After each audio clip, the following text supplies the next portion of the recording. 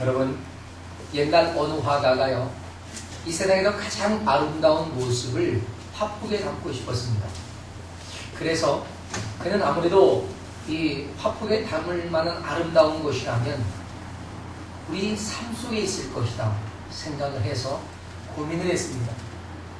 어떤 것이 가장 아름다운 것인가를 생각하다가 개선 장군이 말을 타고 승리의 입성을 하는 장면을 보고 그것을 그리기 시작했습니다.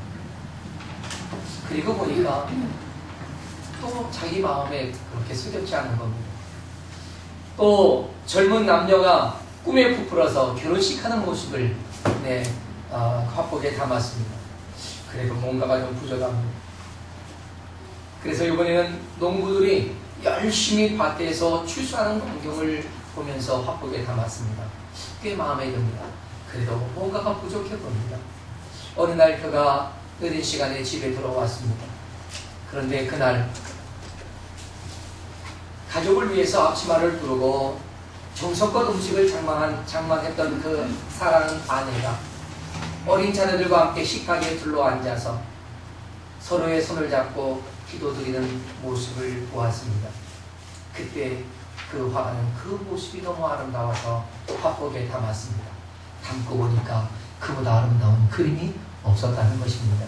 할렐루야. 네. 여러분, 세상에서 가장 아름다운 것은 가정입니다. 하나님은 세상에서 가장 아름다운 것들을 이 가정에 다 담아두셨다고 저는 생각합니다.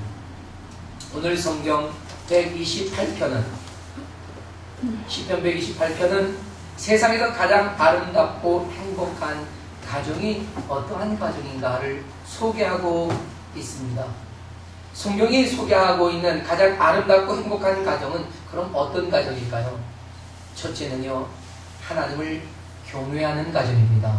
할렐루야. 네. 따라합시다. 하나님을 경외하는 가정. 그렇습니다. 하나님을 경외하는 가정이 가장 아름답고 복되고 행복한 가정이다 하는 겁니다. 그렇다면 하나님을 경외한다라고 하는 뜻이 뭘까요? 단어적인 뜻은요, 사랑과 존경과 두려움을 가지고 하나님을 섬기고 하나님께 온전히 굴복하는 행위를 우리는 하나님을 경외하는 것이다 라고 말하는 겁니다. 오늘 본문의 기자는 그로 인해서 그 하나님의 길로 행하는 것이라고 말합니다. 그의 길을 걷는 자는 곧 하나님의 뜻을 따라가는 사람이고 또한 하나님과 동행하는 사람이고 하나님의 일을 행하는 사람이다 라고 하는 것입니다. 이처럼 하나님의 뜻을 따라서 하나님과 마음과 뜻과 일에서 하나가 되는 것, 이것이 곧 하나님을 경외하는 자의 삶이다 라고 하는 것입니다. 그러면 성경은 하나님을 경외하는 것을 어떻게 우리에게 모델로 보여주고 있는가 하는 겁니다. 창세기 22장에서 우리는 그 모델을 발견할 수 있습니다.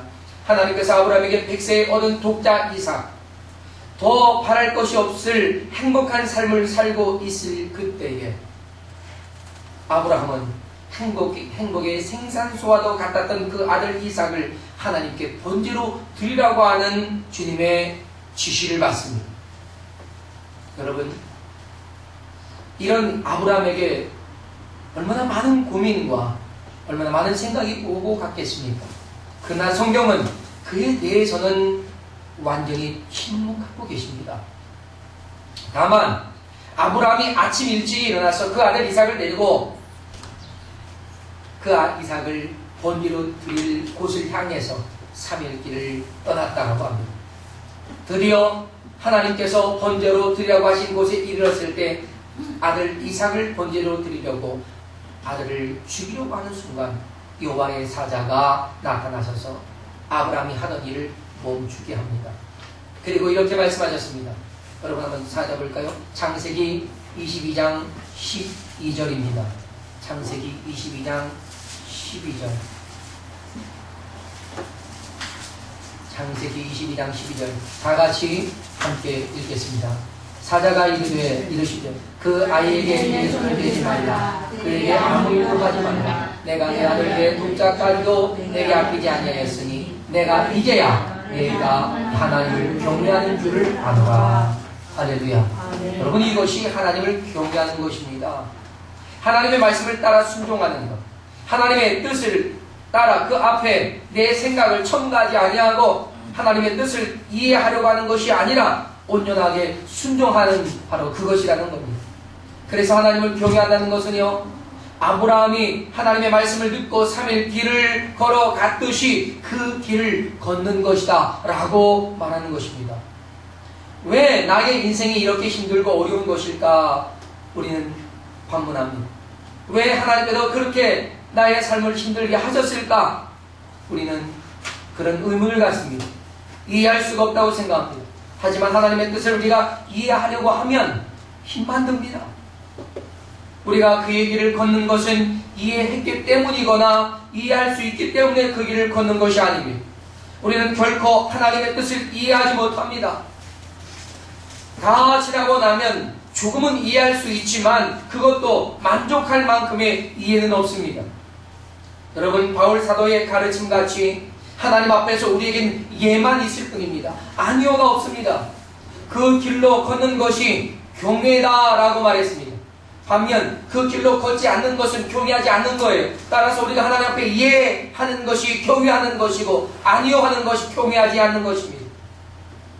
우리가 이해하는 것, 그 길을 걷는 것, 그것이 하나님의 자녀로서의 의라고 하는 것입니다. 여러분, 혹 이런 생각해 보셨나요? 시각장애인과 눈이 밝은 한 사람, 두 사람이 폭이 1m 정도밖에 되지 않는 이 절벽 가운데 있는 이 길을 걸어간다고 한번 생각해 봅시다. 근데 그 가운데는 요즘 시각장애인들을 위해서 준비해 놓은 가운데 노란 돌출된 것이 준비되어 있습니다. 이 두 사람이 그 길을 절벽에 가득한 절벽이 이루어진 1m 폭의 길을 걸어간다. 여러분, 누가 더 안전하고 누가 더 두려움이 더 클까요? 저는 실험해보지 않아서 모르겠습니다. 그런데 제 생각에는요, 안전성에 있어서는 비슷할 겁니다. 그렇죠? 그런데 두려움의 마음은요, 보는 사람보다 보지 못하고 지팡이로 더듬어가면서 자신이 가야 할 길 분명히 알고 그 길만 따라가는 사람에겐 두려움이 덜하고, 사방이 다 보이고 저 까마득한 절벽이 보이고 이 아찔함 속에 걷는 사람은 두려워서 아마 신뢰를 하지 않을까 싶습니다. 그러니까 여러분, 우리가 볼 수 있다는 것은 굉장히 중요하지만 때로는 보는 것이, 볼 수 있다는 것이 우리에게 장애가 될 수도 있다라고 하는 것입니다. 저는 그래서 하나님을 경외하는 것이고 이런 것이 아닐까. 하나님만 바라보는 것 말입니다. 그 외에 다른 것은 보지 않는 겁니다. 보여도 보지 않는 거예요. 사진 촬영 기술, 우리 장로님이 잘 아시겠지만 사진 촬영 기술에는요, 이 아웃포커싱이라고 하는 기술이 있습니다. 아웃포커싱은 내가 포커스로 잡은 부분만 선명하게 보이고 그 주변은 희미하게 보이는 거죠. 그래서 그 포커스만 잘 보이게 하는 겁니다. 저는 신앙이 이런 부분이 필요하다. 우리 신앙에도 아웃포커싱의 그런 이 영적 기술이 필요하다라고 생각합니다.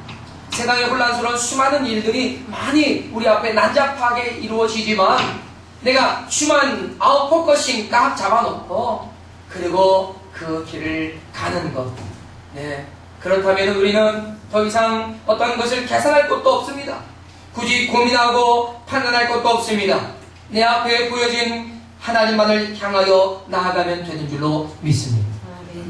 여러분, 이 영화로 소개되었던 불의 전차라고 하는 그 영화의 그 주인공은 1924년 프랑스 파리 올림픽에서 400m 올림픽 메달리스트였던 리델 에릭에 관한 이야기입니다. 그 리델 에릭은 하나님을 경외하는 그리스도인의 온전한 모습을 모델로 보여주고 있다고 생각합니다. 이 리델 에릭은요, 에딘버러 대학교, 신학대학이죠. 에딘버러 대학교의 학생이었습니다. 그러면서 스코틀랜드의 육상 선수였는데 아버지는 중국 선교사였고요. 그도 역시 아버지의 길을 이어서 중국 선교에 헌신했습니다. 근데 어느 날 친구의 권유로 당신이 달리기를 잘하는데 이 육상 선수가 되어서 뛰므로 하나님께 영광을 돌릴 수 있는 기회가 있다. 그 소리를 듣고 가만히 생각해 보니까 자신이 금메달을 따면 하나님께 영광을 돌릴 수 있는 기회가 있을 것 같아요. 그래서 오케이 하고 달리기를 시작했습니다. 그리고 영국의 100m 대표 선수가 됐습니다. 그래서 1924년에 파리올림픽에 출전을 하는데 출전을 해서 보니까 100m 달리기에 결승하는 날이 주일인 겁니다. 그래서 그는 다른 거 생각하지 않고 나는 주일에 뛰지 않습니다 라고 한마디 남기고 그 경기를 포기했습니다. 그래서 영국에서 난리가 난 거죠. 뭐 나라를 배반한 사람이라고 막 아주 대단했습니다. 그런데 그런 때에 400m 달리기의 그 대표 선수였던 앤드루 린제이라고 하는 선수가 에릭에게 제안합니다. 에릭, 그러지 말고 나는 화요일에 결승전이 있는데 자네하고 내가 바꾸세. 자네가 400m를 뛰고 내가 100m를 뛰지. 여러분, 그때 당시요 100m 이 최고의 기록은 리델 에릭이 갖고 있었고, 그리고 두 번째 기록이 바로 이 앤드류가 갖고 있었습니다. 그러니까 앤드류가 뛰어도 금메달을 딸 수 있는 가능성이 꽤 높았습니다. 그래서 오케이 그렇게 했습니다. 어떻게 됐을까요? 100m에 출전한 이 앤드류 린제이도 금메달을 땄습니다. 그리고 화요일에 출전한 400m 이 리델 에릭이 그 400m의 이 계주가 아닙니다. 400m 달리기입니다. 어떻게 됐을까요? 1등 먹었습니다. 그것도 세계 신기록으로 1등 했습니다. 여러분이 가끔 그 영상을 보다가 하늘을 쳐다보고 막 달리는 육상 선수를 보셨을 겁니다. 그가 바로 리델 에릭입니다. 근데 그가 1등으로 들어오고 난 다음에 인터뷰가 났는데 이런 말을 했습니다. 당신은 어떻게 그렇게 힘있게 뛰었습니까? 했더니 저는 200m까지 내 온 힘을 다해서 뛰었습니다. 나의 에너지를 남기지 않고 200m까지 뛰었다 이겁니다. 그리고 나머지 200m는 하나님이 내게 주신 힘으로 주님만 바라보고 뛰었습니다. 그러자 이 인터뷰는 영국을 울리는 소리가 되었습니다. 사랑하는 여러분, 우리가 최선나의 인생을 달려가지만 나의 기력이 다하고 나의 에너지가 다했을 때 우리는 주님을 경유하는 힘으로 달리는 것입니다. 할렐루야. 이 이야기는 여기서 끝나지 않습니다. 수십 년이 지난 다음에 리델 에릭의 여동생을 한국의 한 기자가 만났습니다. 그에게 그가 물었습니다. 도대체 당신의 오빠 에릭 리델은 100m 그 출전을 포기할 때 얼마나 마음이 아팠고 얼마나 고민했겠습니까? 그때의 심경을 좀 혹시 아시는 대로 이야기해 주시겠습니까? 라고 묻자 리델 에릭의 여동생은 아주 이상하게 그 기자를 바라보면서 왜 에릭이 그 문제로 고민했을 것이라고 생각하십니까? 그는 고민하지 않았습니다. 그의 결정은 너무나 당연한 것 아니겠습니까? 하나님의 백성, 하나님의 자녀가 주의를 지키고 주의를 하나님께 예배하는 것이 우선 아닙니까? 왜 그것 앞에 다른 이유가 있고 고민이 있고 문제가 있을 수가 있겠습니까? 라고 대답했다는 것입니다. 사랑하는 여러분, 바로 하나님을 경외하는 것이 이런 것이 아니겠습니까? 여러분, 이 리델 에릭이요, 이 400m 달리기를 딱 뛰려고 그 출발선에 딱 섰는데요. 그의 그 전신 마사지사가 급하게 오더니 에리성에 무언가를 딱 들려주더랍니다. 그 급하게 딱 봤더니 그게 뭐예요? 거기엔 뭐라고 기록되어 있는지 아십니까? 이런 말이 기록되어 있었습니다. 여러분, 거기에는 사무엘상 2장 30절의 말씀, 나를 존중히 여기는 자를 내가 존중히 여기고 나를 멸시하는 자를 내가 경멸하리라. 이들에게는 이 말씀을 딱 보고 또 절규가 되는 겁니다. 이 말씀을 손에 다 붙잡고 그가 달렸다는 것이죠. 여러분, 하나님을 경외하는 것은 바로 이런 것입니다. 하나님을 존중히 여기는 것, 하나님의 뜻만 바라보고 다니는 것, 다른 것은 보지 않는 바로 아웃포커싱의 삶이 아니겠느냐 하는 것입니다. 이렇게 하나님을 경외하여 그 길을 걷는 자는 복이 있다고 오늘 본문은 선언하고 계시는 겁니다. 이것이 복된 가정의 대전제였단 말이죠. 오늘 시편 128편은 이런 대전제 아래서 하나님을 경외하는 자, 그 가정이 이미 하나님이 약속된 그 복을 받음과 더불어 오늘 본문에선 시편 기자는 그에게 마음껏 축복을 하고 있습니다. 시편 128편의 선언적인 외침의 고백은요, 하나님을 경외하는 자들에겐 어떤 것이 주어지느냐, 개인과 가정과 민족에 대해서 복된 약속이 있다라고 하는 것입니다. 그렇다면 먼저 하나님을 경외하는 그들에게 어떤 약속된 복이 있느냐 하는 것입니다.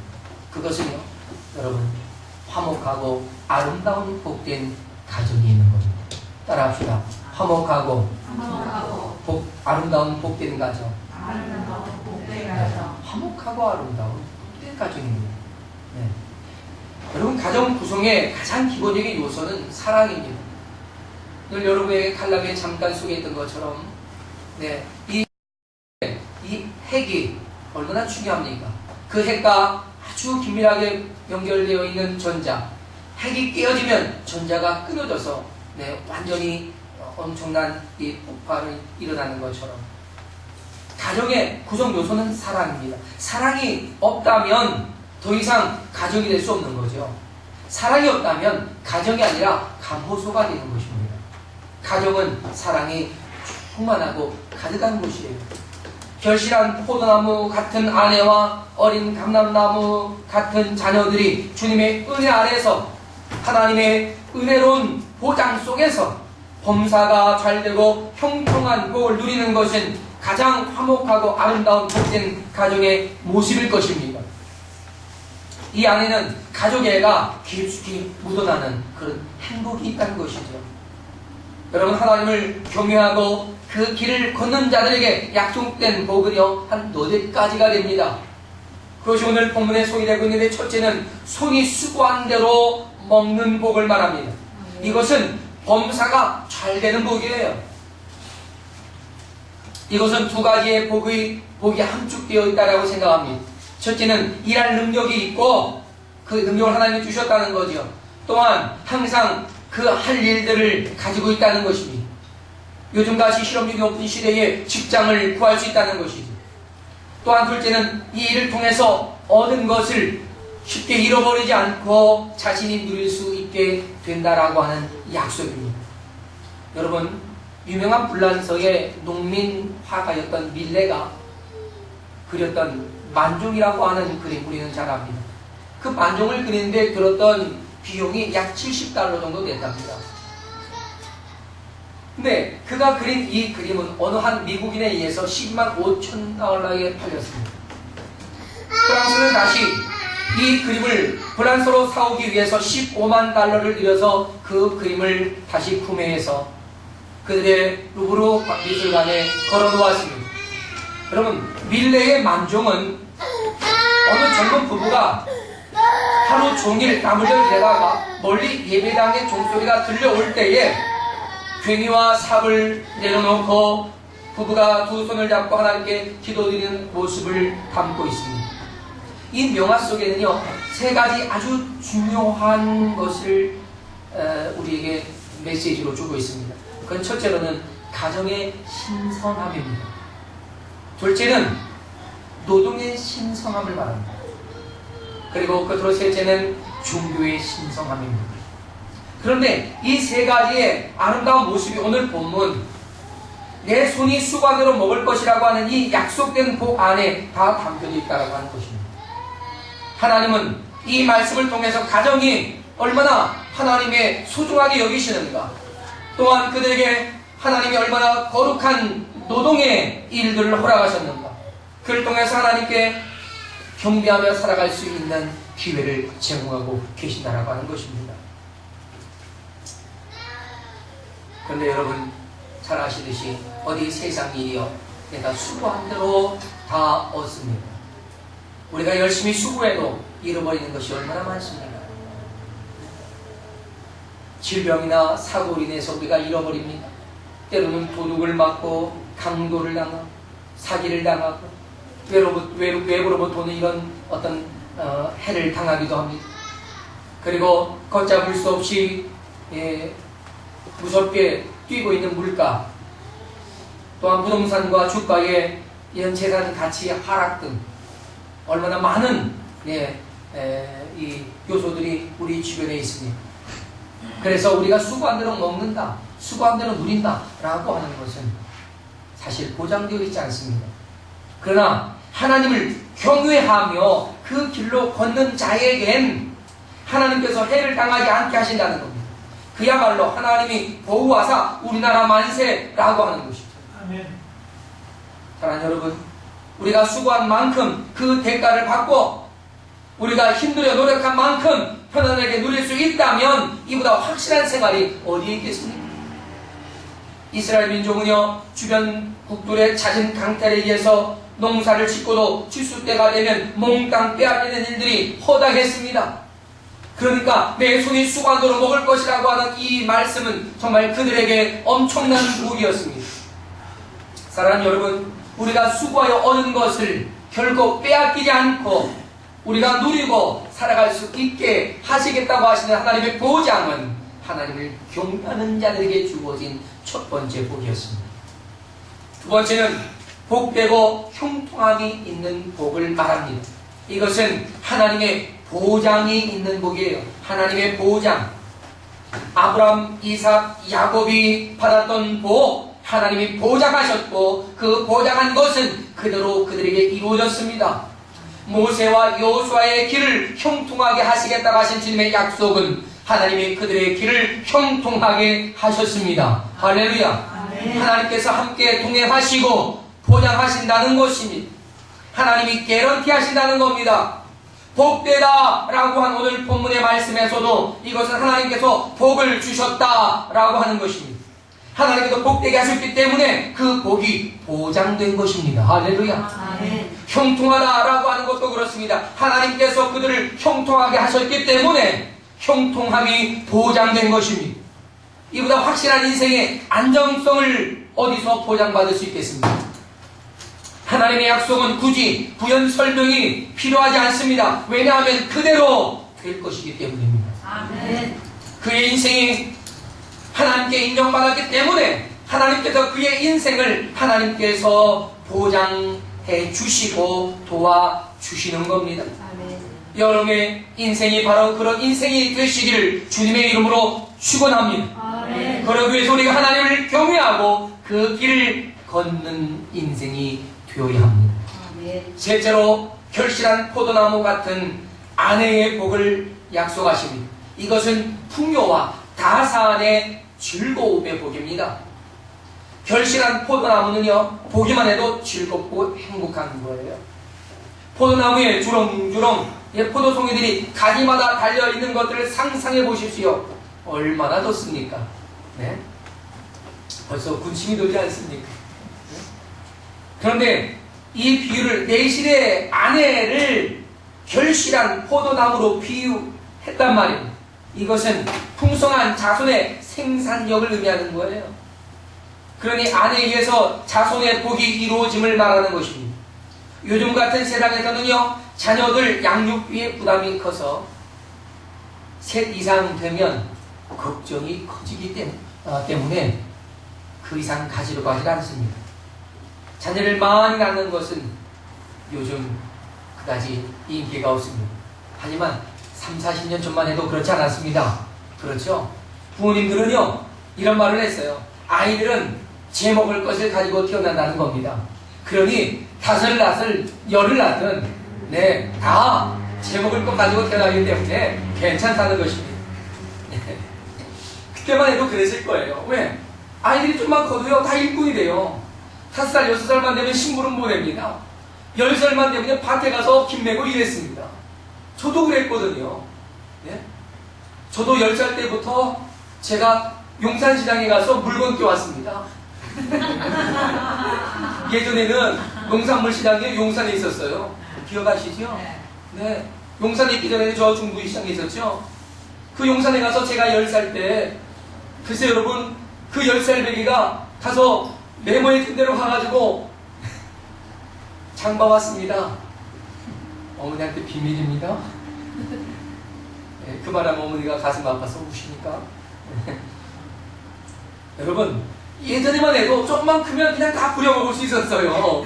그냥 열을 낳든 수를 낳든 여러분, 많이 날수록 집안에 일꾼이 늘어나는 겁니다.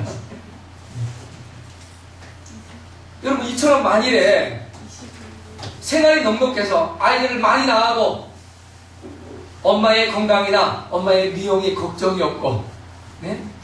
또 먹여 살리고 가르치고 양육하는 데 문제가 없다면 열이 문제겠습니까? 스물은 어떻겠습니까? 러시아의 한 어머니께서 69명의 자녀가 낳았습니다. 기네스북에 올랐어요. 69명. 네. 그 69명에 몇 명이 죽고 이게 아닙니다. 69명이 다 살았습니다. 그래서 기네스북에 올랐어요. 69명이면 어떻습니까? 먹여 살리고 양육하고 하는데 문제가 없다면 더 나을 수 있는 건 아니겠습니까? 여러분, 만일 자녀들의 생계와 양육과 미래가 보장만 된다면 걱정 없는 것 아니겠어요? 제가 보니까 자녀는 많을수록 좋겠더라고요. 네. 그러니까 우리 군주자매는 한 5쯤 나요. 현대 와서는요, 자녀 많은 게 경쟁력이에요. 그렇지 않습니까? 국력이에요. 우리나라가 지금 굉장히 고민하고 있는 문제가 바로 이것입니다. 자녀를 많이 낳아야 그들을 잘 교육시켜서 좋은 인재로 활용할 텐데 자녀를 많이 안 낳으니까 그게 문제가 되는 겁니다. 중국이 여러분 문호를 개방하고 일순간 세계 무역 대국이 되지 않았습니까? 왜 이렇게 성장할 수 있었습니까? 그들이 가진 15억의 인구가 그들의 저격입니다. 그렇기 때문에 이 자녀를 많이 낳은 그것이 복이 아니라 그 낳은 아이들이 미래가 확실하게 보장되어지는 것이 복이다. 그래서 네 번째 복이 준비된 것 같습니다. 어린 감람나무 같은 자녀. 네, 이것은요, 다음 세대에 대한 희망과 비전을 우리에게 주고 계시는 축복이었습니다. 자녀들을 낳아놓고 양육에 대책이 없는 부모가 아니라는 거죠. 그 자녀들의 미래를 하나님께서 보장하시겠다는 겁니다. 네. 그들을 양육하는 것에서 그들의 미래의 진로까지 책임지는 겁니다. 여러분, 이 약속은요, 하나님을 경외하는 자들에게 해주는 거예요. 만약 하나님을 경외하지 않는 자에게 자녀가 많다, 그건 고려해 볼 필요가 있습니다. 그러나 여러분, 우리가 하나님을 경외한다면 열이든 스물이든 뭐가 문제가 되느냐 하는 얘기입니다. 왜 하나님이 이렇게 약속하고 계시기 때문입니다. 여러분도 잘 알듯이 감람나무 묘목은 심으면 40년이 지나야만 첫 결실을 맺을 수가 있단 말입니다. 그런데 여러분, 이 촌열매를 맺은 이후에 수백 년을 자라면서 계속해서 열매를 맺어요. 얼마나 이 대단한 나무입니까? 며칠 전에요, 이탈리아가 미국의 퍼스트레이디인 오바마 미셸 영부인에게 1400년 된 올리브 나무 한 그루를 선사했습니다. 1400년. 그 나무의 이름도 이 여왕이라고 하는 이름을 가지고 있는 나무입니다. 아마 모르긴 해도요, 그 나무 운반하는데 엄청난 비용이 될 것 같아요. 그렇지 않습니까? 여러분, 어린 감람나무 같은 자녀, 이건 가문의 미래입니다. 감람나무는 뿌리를 수백 미터까지 뻗어요. 수백 미터까지. 그리고 수백 년을 넘어 1000년 이상 열매를 맺는 장수목이란 말입니다. 뿌리 깊은 나무는 어떤 가뭄에도 어떤 바람에도 견고하게 서 있을 수 있는 것처럼 어린 감람나무 같은 자녀들은 견고하고 왕성하게 일어날 그 가문의 미래입니다. 아멘. 할렐루야. 아멘. 여러분의 자녀가 바로 이런 감람나무 같은 자녀가 되시기를 주님의 이름으로 축원합니다. 아멘. 이런 꿈 같은 미래들이 한 상에 둘러앉았다라고 생각해 보세요. 네? 얼마나 놀라운 축복입니까? 하나님이 보장하신 그 엄청난 인재들이 한 상에 있습니다. 이놈은 대통령, 저놈은 경제인, 예? 저놈은 뭐 국가에 뭐 어떤 큰 일을 하는 예? 그런 사람들, 이런 사람들이 한 상에 5열이 둘러앉았다. 앞으로 30년, 40년, 50년 후에 그 자녀들이 세계를 이끌어갈 수 있는 사람이다. 여러분 생각만 해도 가슴 벅차지 않습니까? 하나님을 경외하는 자들에게 이와 같은 복을 주시겠다라고 약속하신 겁니다. 실제로 이와 같은 일들이 얼마나 많이 벌어집니까? 하나님을 경외하며 믿음을 가지고 살았던 어머니에 의해서 자녀들이 그 어머니의 기도를 먹고 자라서 얼마나 훌륭하게 성장한 사람들이 많습니까? 그 가운데 대표적인 인물이라고 할 수 있는 사람이 에브라임 링컨 대통령 아니겠습니까? 우리나라도 네, 여러분 잘 아는 대로 그 감리교회 뭐죠 저 어디에요 저 김선도, 김홍도, 김국도 네? 이런 5 형제들이 다 하나님의 엄청난 축복을 받으면서 세계적인 인물이 된 것도 하나님을 경외했던 그 어머니, 그로 인해서 그 자녀가 이와 같은 복을 받지 않습니까? 할렐루야. 아멘. 사랑하는 여러분, 이제 우리는 분명하게 하나님을 경외하는 자들에게 주어지는 하나님의 축복을 알아볼 수 있어야 합니다. 하나님을 경외하며 살아간다는 것은 결코 쉬운 일은 아닙니다. 해보니까 어려워요. 네. 쉽지 않은 만큼 그 보상은 상상을 초월할 줄로 믿습니다. 아멘. 그 위대한 축복의 주인공이 저와 여러분이 되시기를 주님의 이름으로 축원합니다. 아멘. 그러니까 오늘 본문에서 우리는 이 시편 기자가 이와 같이 하나님이 약속된 복을 우리에게 선언하시고, 그리고 하나님을 경외하는 가정에 대해서 마음껏 축복을 하면서 결론을 내립니다. 그것이 5절과 6절의 말씀입니다. 시편 기자는 하나님을 경외하는 가정에게 무엇으로 축복하고 있습니까? 그것은 이 모든 것이 하나님으로부터 이루어지길 축복하고 있다는 것입니다. 여러분, 시편 기자는요, 하나님을 경외하는 자들은 세상으로부터 이 복이 주어진다는 것입니다. 그런데 하나님으로부터 복이 주어지는 것을 선언하면서 굳이 또다시 그들에게 축복하는 것은 하나님의 복이 온전하게 그들에게 이루어질 것을 분명하게 말하고 있는 것입니다. 여러분, 여호와께서 시온에서 복을 주시고 평생 동안 예루살렘의 번영을 보라라고 축복하시고, 또한 자식을 보면서 장수하고 평강을 누리라라고 축복하고 있는 것. 이미 하나님을 경외하는 자들에게 약속된 이 복이 반드시 이루어질 것이다 라고 선언하고 있는 거예요. 사랑하는 여러분, 하나님을 경외하는 개인과 가정 그리고 국가는 반드시 하나님의 보호하심 아래서 복된 미래가 보장되는 줄로 믿습니다. 아멘. 우리가 복을 받아도 우리는 하나님께도 주시는 복을 받아야 하는 겁니다. 개인이나 가정이나 국가도 하나님이 기뻐하시는 복으로 받아야 합니다. 그런 복이 오래되고 또 오래 갈 수 있고 건강하고 견고하게 우리의 것으로 누려질 수 있습니다. 그러나 세상의 방법에 또한 세상의 수단에 그런 것을 통해서 얻는 복이라면 그것 얼마 가지 않습니다. 안개처럼 사라집니다. 마치 거품과 같습니다. 그 거품이 꺼지고 나면 아무것도 남지 않는 것처럼 말이죠.